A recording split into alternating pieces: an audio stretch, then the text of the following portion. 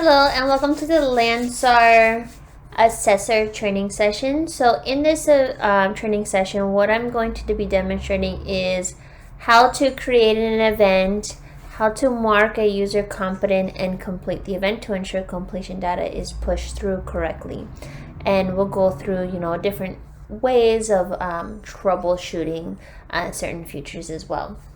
So for this training session, you want to make sure that you have an assessor profile. So, some of you may have like a group admin account or an org admin account. Different profiles will give you different, I would say, functionality within the LMS. One thing I want to point out, as an admin, you will have the ability to create an event under the admin profile, but you can only physically assess them via your assessor profile. So as a best practice, I always recommend, just to get into a good habit, when you're creating events, just go ahead and switch into your assessor profile and just get in the habit of creating and assessing all in that one assessor view, so that so you don't run into any issues going forward. So what I'm going to do, I'm currently in my org admin accounts. I can tell by the LMS level, so I want to switch into my assessor profile. As you can see it now, when it says assessor, I'm good to go. So I'm going to come over here to manage assessment, and then we'll click on event admin, and then I'll pop it in a new window. So this is going to be our app. Now we do have the app on the mobile, any smartphone you can download, and the exact same screen and functionality that you're going to see here on the web browser is going to be exactly the same on the app as well. So on the first level overview, you'll see a couple of different widgets. This widget gives you the ability to just kind of scroll through the days, and it'll start listing the different events that are available on that day here for you. And then also, as we start building out and as events are starting to be scheduled and completed, they'll all display here for you. So you'll be able to see any events that any assessor has created. It's not necessarily specific to any events that you create.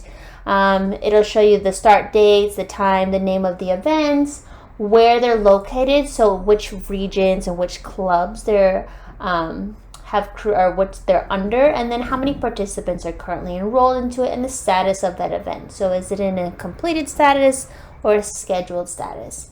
And you also have over here, there's a filter option.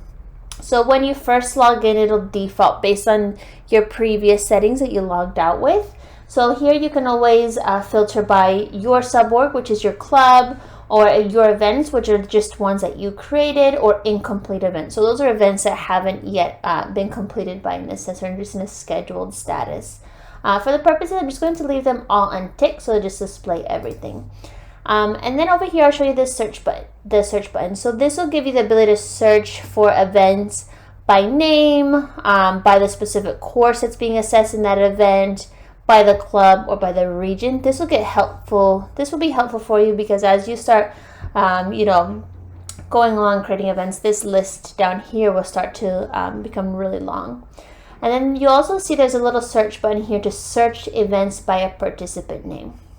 So what this one is really, really helpful for, let's say for example a user comes to you and say, hey, I've attended an event for my search techniques course, but my course is still showing as in progress and I haven't received a completion certificate yet.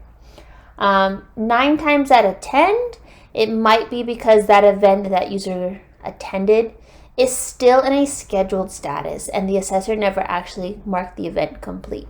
So what you can do, and something that we do at eTrain this area is really, really helpful, is that you can just search by that user's name, and what it will do as you start typing their name, it'll just display an event that they're a part of, and you can check the status of that. So it's a really good area for troubleshooting as well. Next, I'm going to show you, if we click over here to this dashboard, this home page, actually this little button above it, there you go. So if you come over here, this is like our menu option. This is always really helpful if you ever run into any issues with the events and you're having trouble assessing an event. As I mentioned before, as an admin, you have the ability to create, but you can't assess. Sometimes, just the best course of action, it could be that you're under the wrong profile. So it's always good if you click over it, if you're having any issues, just double check to see if this LMS level is set at assessor when you're trying to assess an event. It'll show you your login details. You can log out from here. As you can see, we're currently on the dashboard. You have an events management and then a help and feedback section. So I'm going to take us to the event management page. This is where you'll want to use this menu option to actually create events. Now you will also be able to see other events that are currently in a scheduled status. But one thing I wanted to point out for you is we have this new feature called templates. So in this templates area, what you can do, let's say for example that you have events that you want to just kind of streamline the naming conventions as far as the naming of that event and which courses, you can kind of create a template that you can use, just as a generic, so you don't have to always fill out the information when you're creating an event, and I'll show you how you will use that template. Coming back over to the events, I'm going to show you how we actually create an event, and that's going to be with this little plus icon in the lower right hand corner. Click on that. As you can see, it'll pop up a new window to fill out certain details.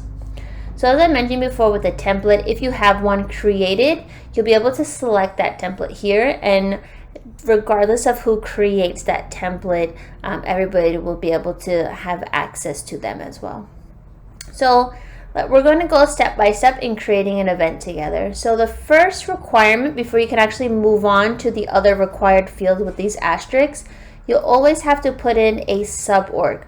So that's going to be the club. So the event will always, you'll always have to put in a location like that club that's associated with it. Now, one call out here, you definitely don't have to limit users to that event, and I'll kind of explain as we go forward.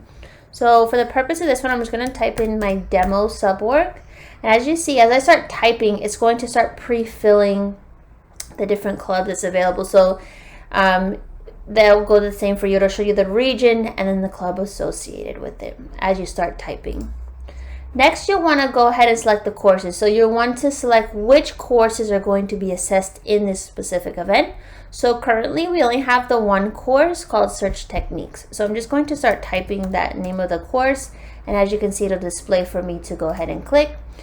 You do have the ability, as you guys build out your library, you do have the ability to assess multiple different courses in the same event as well. You just start typing and adding the names.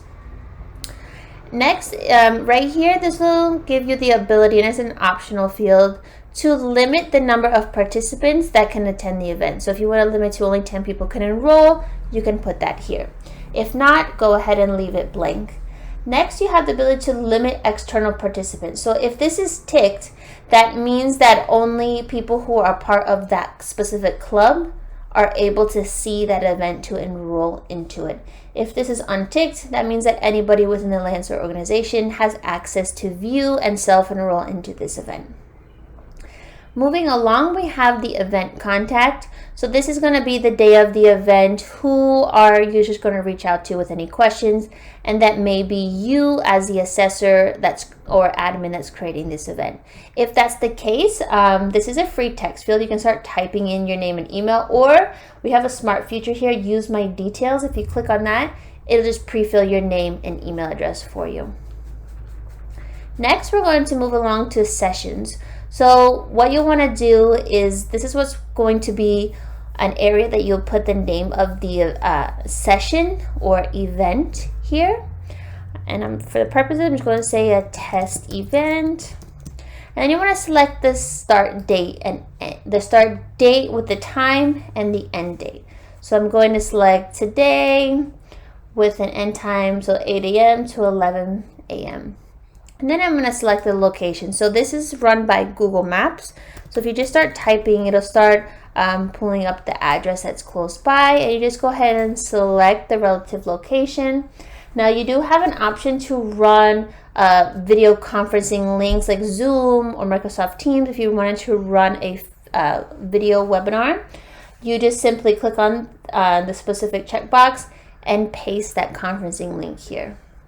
Now, if you do have any special instructions that you want the users to be aware of, such as, meet at the back door, or if they need to go around a certain building, you can put those instructions here.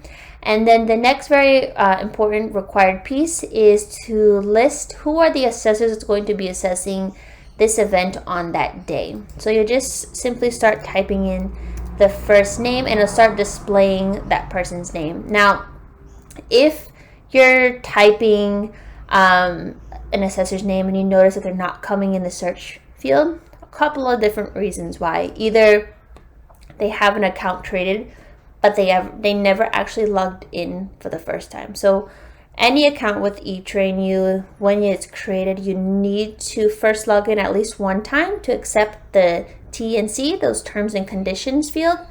Once those are accepted, that's what actually activates your account. So that could be one call out while their name is not displaying. Another reason is maybe this specific assessor does not have the privilege or the rights to assess the specific course that is selected. So this is a good call out as you're building out the library, and as there's going to be multiple different courses that have those practical components. If there's restrictions on who can assess which and which course, just keep that in mind when you're creating an event, which assessor has the rights to assess which course. So for the purpose, I'm just going to select my demo assessor profile, and then you'll see there's another add session. So let's say, for example, you want to run an event that's over a 2 or 3 day period. What you would not do is select, let's say, for example, I want to run this from the 23rd to the 25th.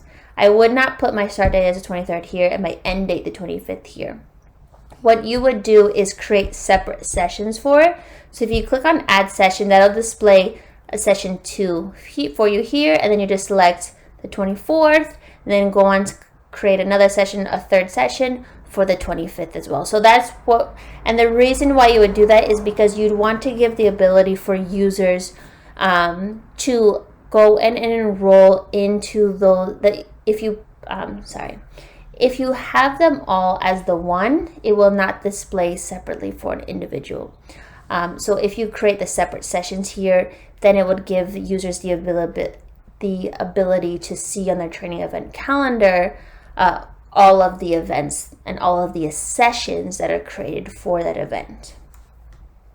Next, you'll want to pick a name for the event. So this can definitely, if there's only one session, like it's just a 1 day event, this might be the same name that you use for the session 1. So you can just copy and paste that here.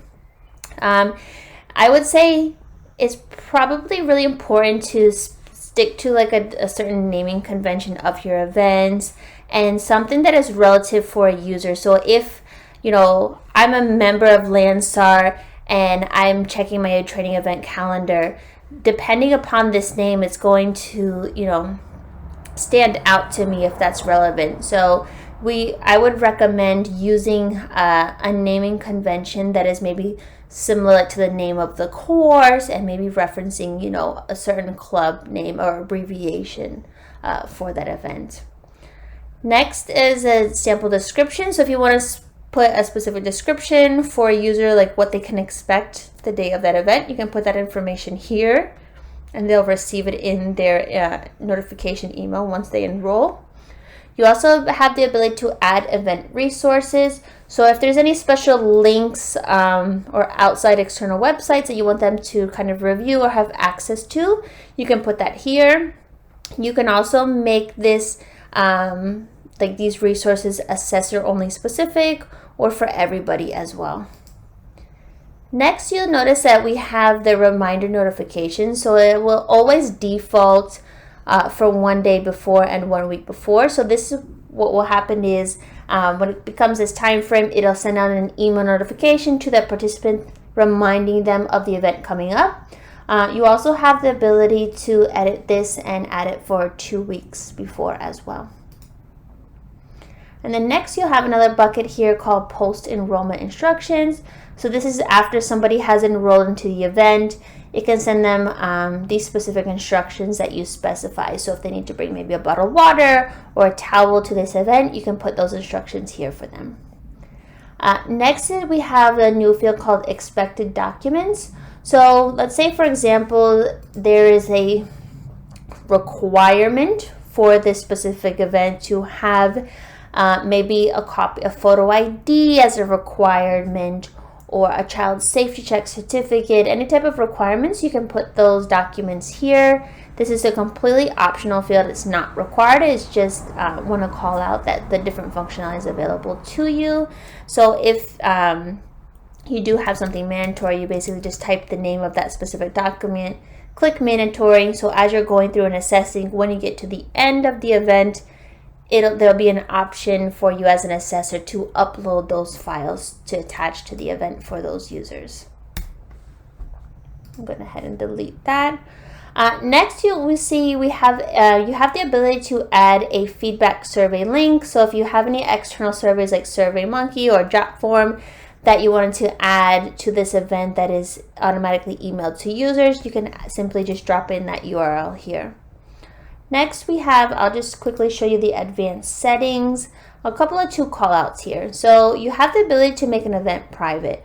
So what that will do once that is ticked is users cannot self-enroll to the event or see it on the training event calendar, and you as an assessor would be required, once that is ticked and created, it'll generate a unique URL that only you have access to, and you'll be required to manually distribute that URL for users to then enroll into that event. If you don't want to make it private, you simply just don't tick that button. Another button I'll call out for you is an automatically marking participants competent. So what that will do, as you'll see, as we go through this event, and as we start assessing people, there's actually tick boxes that you need to physically tick off. So let's say, for example, you had about 50 tick marks with 50 different users. That could be very time consuming, I would say, as an assessor on the day of that event. So maybe to make things easier, if you simply click automatically mark, what it will do is automatically tick all those users competent, and the only requirement you need to worry about is unticking them. So maybe that would save you a whole heap of time. So I'll go ahead and leave those unticked for the purpose of this. Now I'm ready. I'm happy with my details that I've chosen. I'm gonna simply create event. Perfect. So my event is now created. You'll see with a start date, end date, the name of the event, any participants, where it's located within the org, and the current status. So a couple of things and functionalities that you have here. If you notice these three little dots, so in this area, it gives you the ability to edit. So if you notice, oh, actually the time I need to change it to an extra 30 minutes, you can come in here, simply edit, change it, save your details. You also have the ability to clone. So let's say, for example, you come in here and all of the details are the same, just except the date and the time change. You don't want to have to physically go and put in all those descriptions or put in those post-enrollment instructions. It's all the same. Just simply clone the event, save you a whole heap of time. And then you also, right here, I'll show you the details. And then let's say, for example, this is no longer happening, you simply come and delete the event. So once you're ready to delete an event or cancel it, you have the ability to notify any participants that are currently enrolled or any assessors that are a part of it, and provide a cancellation reason, and that'll automatically get emailed to those users for you. And then you simply cancel the event, and that'll trigger. I'm going to go ahead and cancel here. So let's say it's the day of the event, and I'm ready to start assessing people. So I'm going to simply just jump into the event. Now, as you can see, we have 4 different tabs here. So on the day, you're going to go through each different tabs. So we have our overview, and if you had different sessions, as I was explaining before, like this event is over a course of 3 different days, it'll have these little boxes displayed for you for each of these different sessions. So I'm going to toggle over to my participants tab.